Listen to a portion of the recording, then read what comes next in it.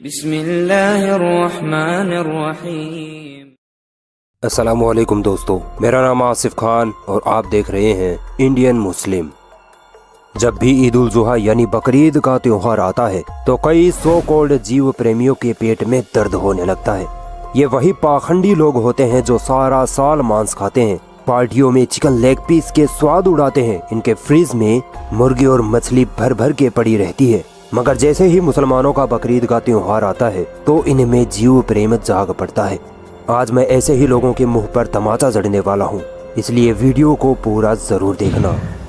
पहले बात करते हैं कि मुसलमान बकरीद मनाते क्यों हैं।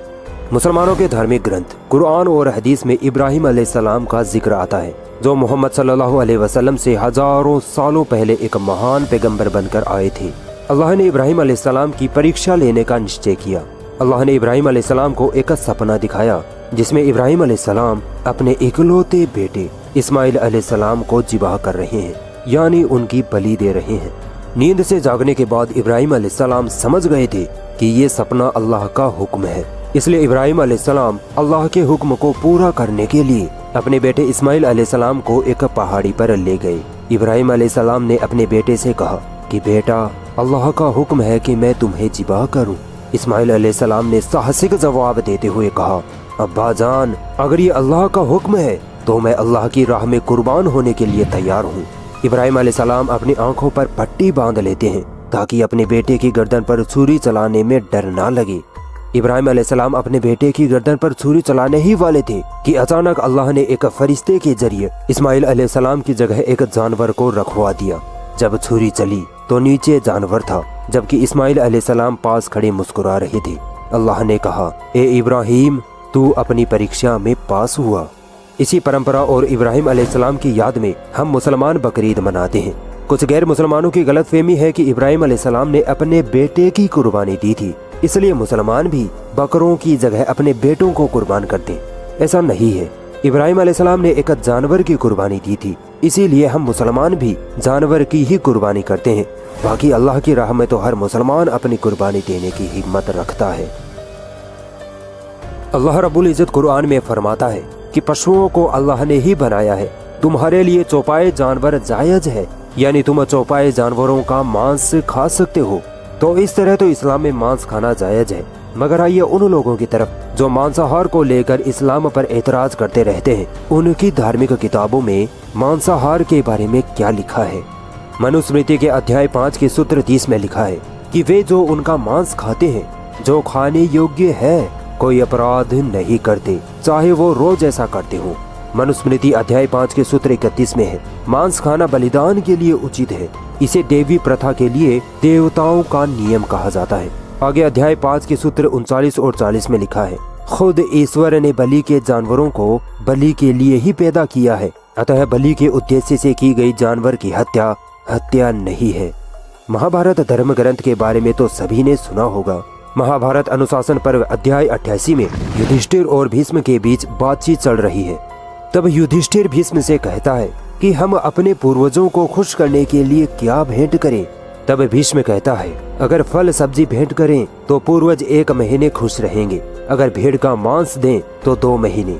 इसी तरह आगे कई जानवरों की बलि का जिक्र भीष्म युधिष्ठिर से करता है। ये वाकया महाभारत में साफ साफ लिखा है। इससे सीधा सीधा पता चल रहा है कि हिंदू धर्म ग्रंथों में जीव बलि भी होती थी और मांस भी खाया जाता था।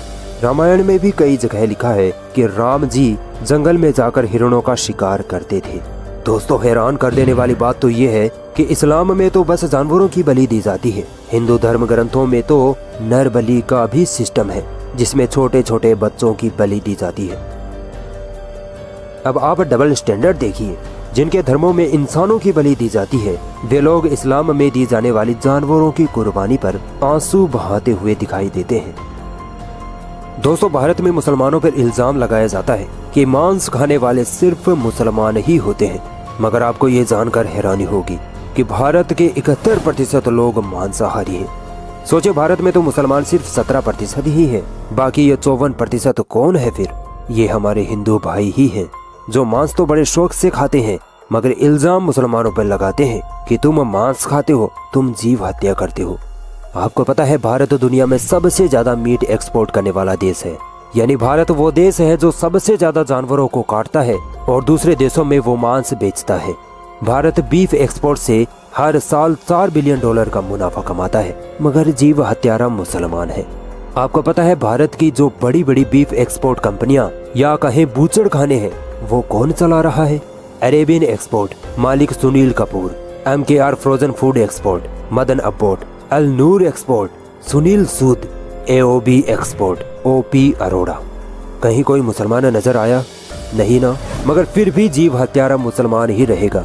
मतलब ये लोग जीव को काट कर बेचें तो ये देश हित के लिए हो गया, और अगर मुसलमान अपने धर्म पर चलने के लिए कुर्बानी करे तो ये जीव हत्या हो गई।